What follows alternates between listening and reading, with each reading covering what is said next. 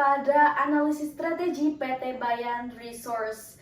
Dan sebelumnya, saya sudah menjelaskan mengenai scanning environment dari PT Bayan Resource dan akan dilanjutkan ke dalam strategi formulation yang sudah kami analisis dengan beberapa matriks, yaitu yang pertama adalah BCG matrix. Di sini BCG matrix yang sudah kami analisis, yang pertama perlu diketahui bahwa BCG matrix ini dikembangkan oleh Boston Consulting Group pada tahun 1970 dan digunakan untuk analisis portofolio bisnis berdasarkan pangsa pasar dan pertumbuhan. Dan terdapat 4 kuadran, yaitu ada stars, cash cows, question marks, dan dogs. Dan PT Bayan termasuk dalam kuadran cash cow karena memiliki pangsa pasar yang tinggi, namun pertumbuhan pasar batubara global cenderung stagnan, yang artinya perusahaan perlu mulai berinovasi agar tidak terjebak pada stagnansi. Selanjutnya yaitu adalah TOWS matrix, di mana pada TOWS matrix ini diambil dari slot yang sebelumnya sudah disusun, yaitu akhirnya disusun yaitu ada SO strategi atau strength opportunity strategy, yaitu yang dipilih adalah ekspansi pasar Asia dengan kapasitas produksi besar.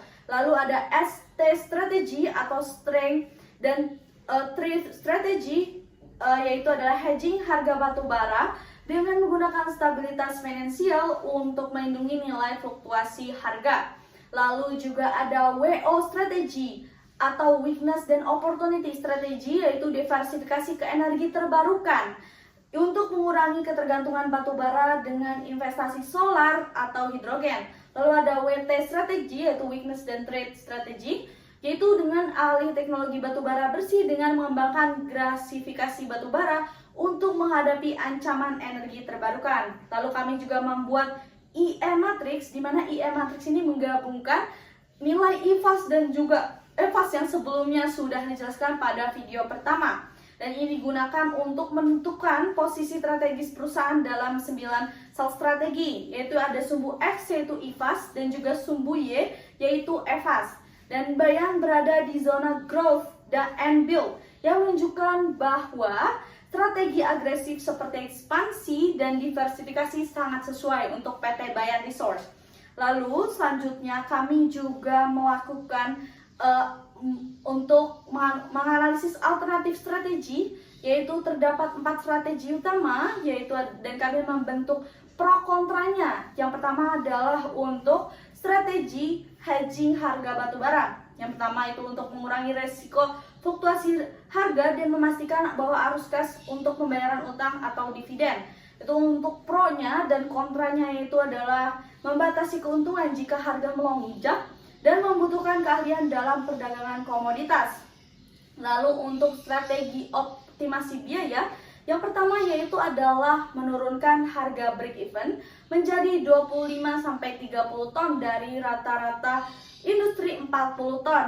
Dan untuk pro-nya selain itu juga akan memperpanjang umur tambang yang menguntungkan. Dan yang ketiga yaitu adalah melakukan otomatisasi alat tambang untuk mengurangi biaya SDM. Dan untuk kontranya sendiri, yang pertama yaitu adalah butuh modal yang besar untuk penggunaan energi otomatisasi. Lalu ada kontranya lagi yaitu potensi penolakan tenaga kerja terhadap otomatisasi. Dan kami juga melakukan alternatif strategi yang lain, yaitu ada product diversification atau diversifikasi produk, yaitu pro kontranya. Yang pertama pro-nya yaitu adalah menjaga bisnis tetap relevan untuk mengantisipasi penurunan harga batubara. Lalu ada akses ke pendanaan ESG. Dan ROI-nya sendiri yaitu untuk kontranya yaitu ada return on investment atau ROI rendah dalam jangka pendek.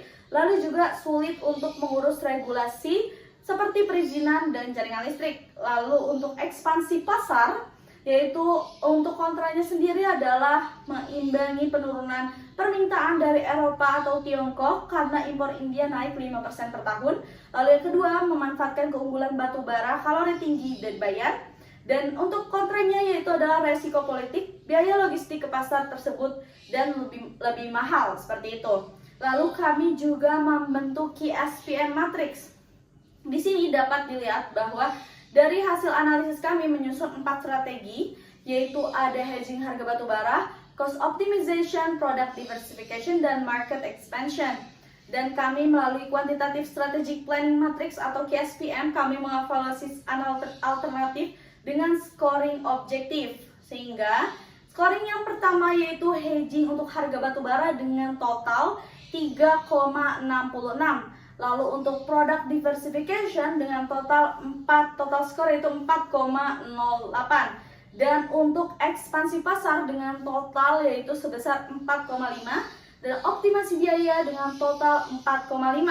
Sehingga kami mendapatkan 3 strategi utama, yaitu ada yang pertama adalah ekspansi pasar, optimasi biaya, dan terakhir adalah product diversification atau diversifikasi produk.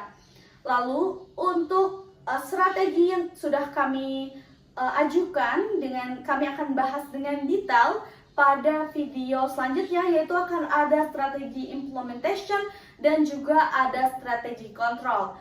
Baik, itu saja penjelasan dari strategi saya pada video kali ini. Kurang lebihnya mohon maaf. Wassalamualaikum warahmatullahi wabarakatuh.